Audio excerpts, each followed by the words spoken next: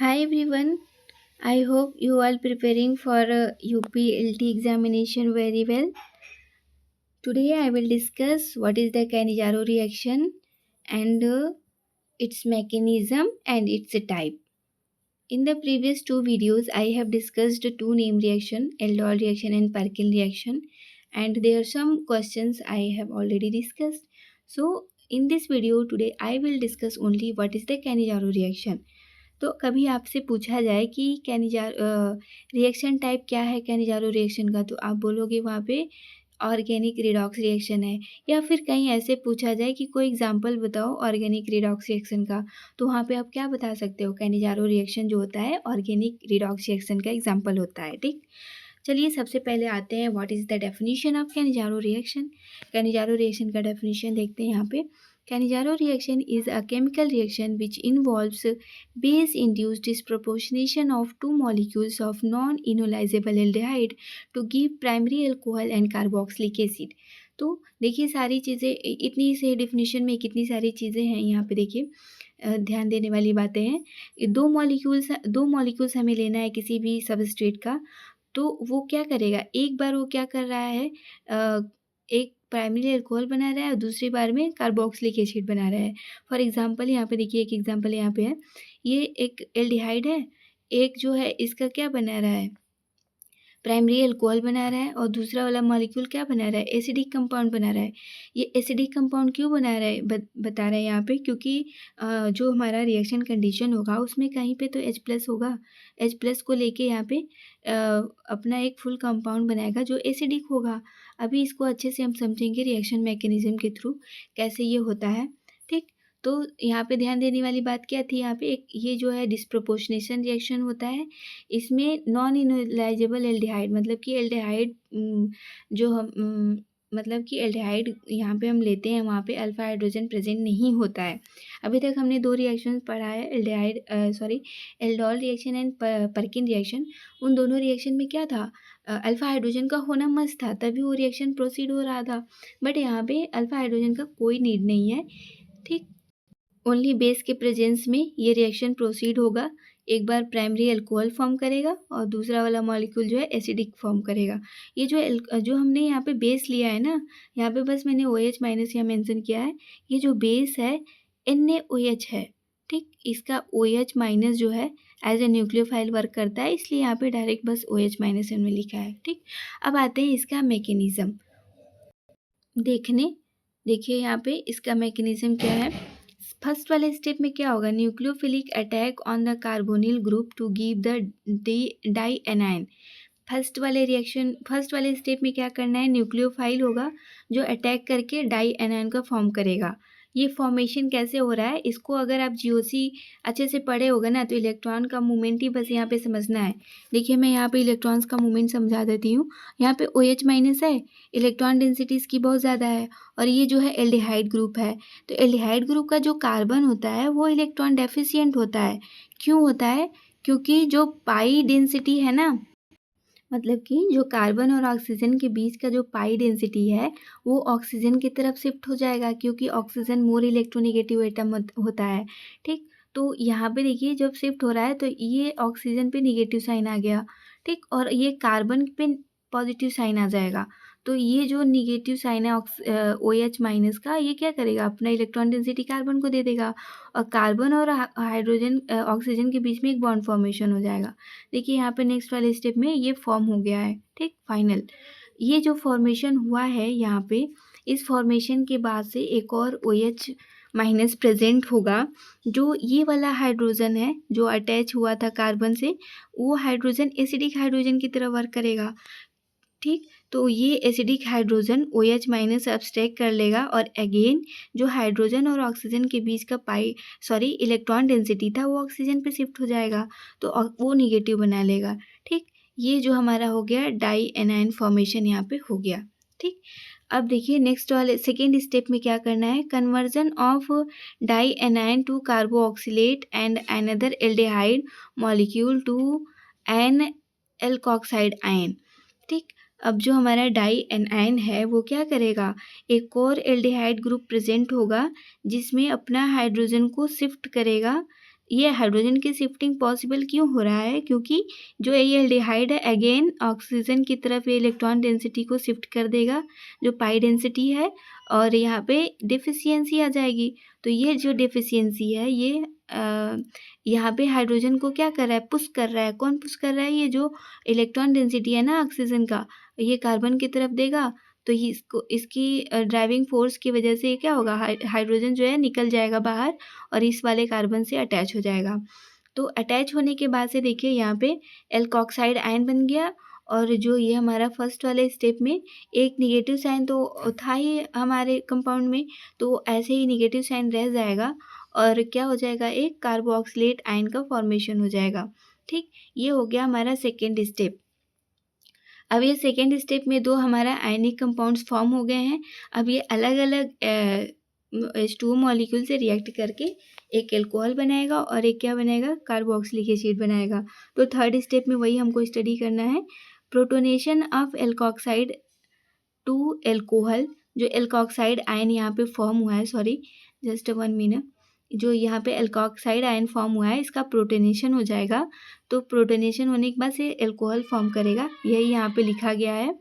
और सेकेंड वाला compound carboxylate जो है टू कार्बोक्सिलिक एसिड, जो हमारा कार्बोक्सिलेट आयन है वो क्या करेगा, कार्बोक्सिलिक एसिड बना लेगा। तो देखिए यहाँ पे जो हमारा क्या है, एल्कोक्साइड आयन है, यहाँ पे लिखा हुआ है एल्कोक्साइड आयन ही तो है यहाँ पे। ये क्या करेगा, H2O से हाइड्रोजन को अब्स्ट्रैक्ट कर लेगा और एल्कोहल के फॉर्म में कन्वर्ट हो जाएगा। एल्कोहल हम क्यों बोल रहे हैं, क्योंकि ये जो OH ग्रुप है, एक फंक्शनल ग्रुप है, वो कार्बन के साथ में अटैच है, इस वजह से हम इस कंपाउंड को क्या बोलते हैं, अल्कोहल बोलते हैं। तो जैसा कि डेफिनेशन में हमने देखा था कि एल्कोहल एक फॉर्म होगा और दूसरा वाला क्या होगा, कार्बोक्सिलिक एसिड फॉर्म होगा। तो एल्कोहल तो बन गया। अब आते हैं कार्बोक्सिलेट आयन के साथ क्या करेगा, जो हाइड्रोनियम आयन है वो अपनी हाइड्रोजन को क्या करेगा, शिफ्ट कर देगा। शिफ्ट करने के लिए देखिए यहाँ पे इलेक्ट्रॉन का मूवमेंट यहाँ पे भी बहुत ही केयरफुली समझना है कैसे हो रहा है। देखिए ये जो कार्बोक्सिलेट आयन है ना, यहाँ पे ऑक्सीजन का जो इलेक्ट्रॉन डेंसिटी है वो कार्बन की तरफ शिफ्ट करेगा। ठीक, कार्बन की तरफ जब शिफ्ट करेगा तो यहाँ पे डबल बॉन्ड आ जाएगा, इस कार्बन और ऑक्सीजन के बीच में एक डबल बॉन्ड आ जाएगा। ठीक, और ये जो है निगेटिव, ये जो पाई डेंसिटी है कार्बन और ऑक्सीजन की तरफ शिफ्ट हो जाएगा। सो शिफ्टिंग के बाद से देखिए ये वाला जो है ना, यहाँ पे निगेटिव साइन आ जाएगा इस वाले ऑक्सीजन के पास। तो ये क्या करेगा, निगेटिव साइन हाइड्रोजन को दे देगा, और ये जो ऑक्सीजन और हाइड्रोजन के बीच की इलेक्ट्रॉन डेंसिटी है वो ऑक्सीजन की तरफ शिफ्ट हो जाएगा। तो क्या करेगा, ये जो प्लस साइन है हाइड्रोनियम आयन का वो न्यूट्रलाइज हो जाएगा। तो ये H2O क्या होगा, सेफली बाहर निकल जाएगा ऑक्सीजन से। ठीक, और ये जो हमारा प्रोडक्ट होगा फॉर्म हो जाएगा, कार्बोक्सिलिक एसिड फॉर्म हो जाएगा। यहाँ पे कैसे फॉर्म हुआ ये आपको पता चला ना। देखिए यहाँ पे ये जो हाइड्रोजन है, ये हाइड्रोजन क्या करेगा, इस वाले ऑक्सीजन के साथ शिफ्ट होके कार्बोक्सिलिक एसिड का फॉर्मेशन कर देगा। सो ये हो गया हमारा overall mechanism of Cannizzaro reaction. So now I will discuss some types of Cannizzaro reaction. तो फर्स्ट टाइप है कैनिजारो रिएक्शन का, क्रॉस कैनिजारो रिएक्शन। सबसे पहले देखिए इसका डेफिनेशन देखेंगे। If an aldehyde without alpha hydrogen is react with formaldehyde in the presence of strong base of formic to form a formic acid and alcohol. देखिए यहाँ पे क्या बोल रहा है, एक एल्डिहाइड होगा जिसके पास कि अल्फा हाइड्रोजन प्रेजेंट नहीं होगा, और एक क्या होगा, फॉर्मल्डिहाइड होगा जो रिएक्शन के बाद से क्या करेगा, जो हमारा बेंजल्डिहाइड होगा वो क्या फॉर्म करेगा, एल्कोहल फॉर्म करेगा, और जो हमारा फॉर्मल्डिहाइड है वो फॉर्मिक एसिड फॉर्म करेगा। ये हो गया हमारा डेफिनेशन। अब इसको ही और इलेबोरेट करके यहाँ पे लिखा गया है, देखिए this reaction is known as a cross Cannizzaro reaction. Cross Cannizzaro reaction क्यों बोल रहे हैं, क्योंकि हमारा जो दो डिफरेंट टाइप का सबस्ट्रेट लिए हैं वो डिफरेंट सबस्ट्रेट जो हैं डिफरेंट कंपाउंड का फॉर्मेशन कर रहे हैं। जैसे बेंजल्डिहाइड लिया था तो बेंजाइल अल्कोहल बन गया, और फॉर्मल्डिहाइड लिया था तो फॉर्मिक एसिड बन गया, इसीलिए इसको हम क्रॉस कैनिजारो रिएक्शन बोलते हैं। तो आगे देखेंगे क्या लिखा गया है, here formaldehyde act as a reductant, जो हमारा फॉर्मल्डिहाइड है यहाँ पे रिडक्टेंट की तरह काम करेगा, क्योंकि ये खुद ऑक्सीडाइज हो रहा है ना, तो दूसरे को रिड्यूस किया होगा, इसीलिए हम इसको क्या बोलते हैं, एज ए रिडक्टेंट काम करता है। तो क्वेश्चन में पूछ सकता है कभी आपसे कि अगर फॉर्मल्डिहाइड है क्रॉस कैंजारो रिएक्शन में तो कैसे काम करता है, तो आपको वहाँ पे लिखना होगा रिडक्टेंट की तरह काम करता है, and is mixed with another aldehyde molecule, किसी और एल्डिहाइड मॉलिक्यूल के साथ मिक्स हो जा रहा है। मिक्स होने के बाद से क्या कर रहा है, for the formation production of the required alcohol, मतलब कि एक जो हमारा एल्डिहाइड है उसके साथ मिक्स होकर के एल्कोहल फॉर्मेशन के लिए यहाँ पे रिस्पॉन्सिबल हो रहा है। In this reaction the complete transformation of two different reactant take place to give desired product, मतलब कि दो हमारा टाइप का सबस्ट्रेट था जो कि कंप्लीट ट्रांसफॉर्म हो जा रहा है प्रोडक्ट में, इसलिए इसको हम क्रॉस कैनिजारो रिएक्शंस बोलते हैं। ये हो गया हमारा first type of Cannizzaro reaction. Now come to the next type of Cannizzaro reaction, that is intramolecular Cannizzaro reaction. Intramolecular Cannizzaro reaction क्यों बोल रहे हैं, क्योंकि एक ही टाइप का सबस्ट्रेट होगा और उसमें ही एल्कोहल भी फॉर्म होगा और एसिड भी फॉर्म होगा, इसलिए हम इसको इंट्रामॉलिक्यूलर कैनिजारो रिएक्शन बोलते हैं। ठीक, तो देखिए यहाँ पे जो हमारा कार्बोनिल ग्रुप है वो क्या होगा, रिड्यूस हो जा रहा है एल्कोहल में, और जो हमारा एल्डिहाइड ग्रुप है वो ऑक्सीडाइज हो जा रहा है किसमें, एसिड में, इसीलिए हम इसको क्या बोलते हैं, इंट्रामॉलिक्यूलर कैनिजारो रिएक्शन बोलते हैं, क्योंकि एक ही मॉलिक्यूल लिया गया है और उसी में ही दोनों फंक्शनल ग्रुप का फॉर्मेशन हो रहा है इन the presence of base.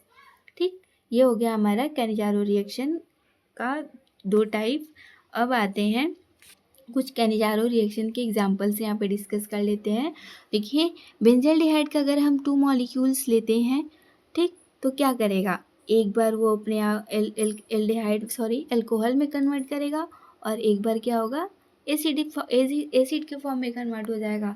In the same way अगर हम फॉर्मल्डिहाइड का 2 मॉलिक्यूल्स लेते हैं तो एक मॉलिक्यूल उसका क्या हो जाएगा, एल्कोहल में कन्वर्ट हो जाएगा, जिसको हम मेथेनॉल बोलते हैं, और जो दूसरा वाला इसका मॉलिक्यूल होगा वो क्या हो जाएगा, फॉर्मिक एसिड में कन्वर्ट हो जाएगा।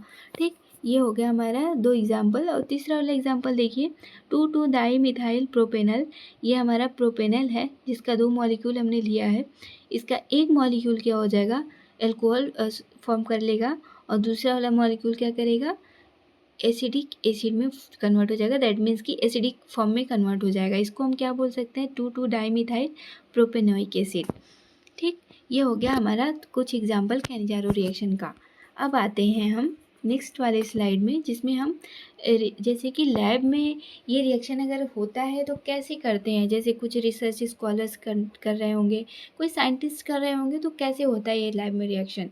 ठीक, देखिए बहुत ही सिंपल सा है, अगर आप अपने कॉपी में मेंशन कर दोगे इस रिएक्शन को तो हो सकता है एग्जामिनर आपको कुछ एक्स्ट्रा मार्क्स दे दे, क्योंकि वो समझेंगे कि आपके पास कुछ एक्स्ट्रा नॉलेज है।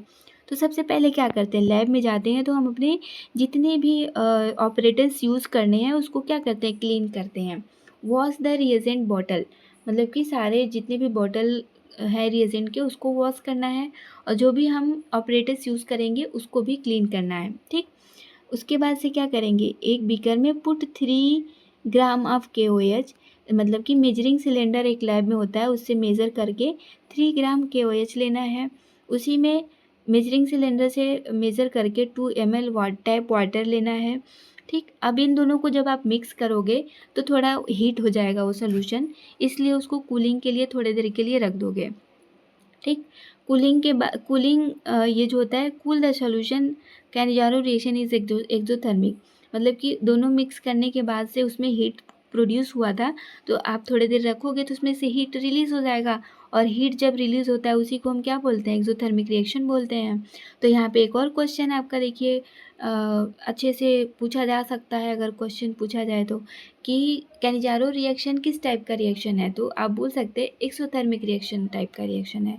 ठीक, उसके बाद से ऐड 3 ml ऑफ बेंजल्डिहाइड, अब हमको उसमें जो बेंजल्डिहाइड है 3 ml ऐड करना है, तो ऐड करोगे तो उसको क्या करना है, 10-15 मिनट के लिए तब तक सेक करना है जब तक कि उसमें क्या हो जाए, एक मोटा सा इमल्सन फॉर्म ना हो जाए। जब आप इस पूरे सॉल्यूशन को सेक करोगे तो देखोगे उसमें इमल्सन टाइप का मोटा सा लेयर फॉर्म होगा। जब फॉर्मेशन हो जाएगा कम्प्लीटली तो आपको क्या करना है, वहाँ पे शेक नहीं करना है। फिर इसको क्या करोगे, देखो यहाँ पे एक लाइन लिखा हुआ है, allow the mixture above to stand to the next lab by which time the reaction should have been completed। मतलब कि आप उस रिएक्शन को ऐसे ही रख दो, जो भी आपने जिस बीकर में उसको लिया था, नेक्स्ट वाले दिन जब आप लैब में आओगे तो आपको वो रिएक्शन कंप्लीट मिलेगा।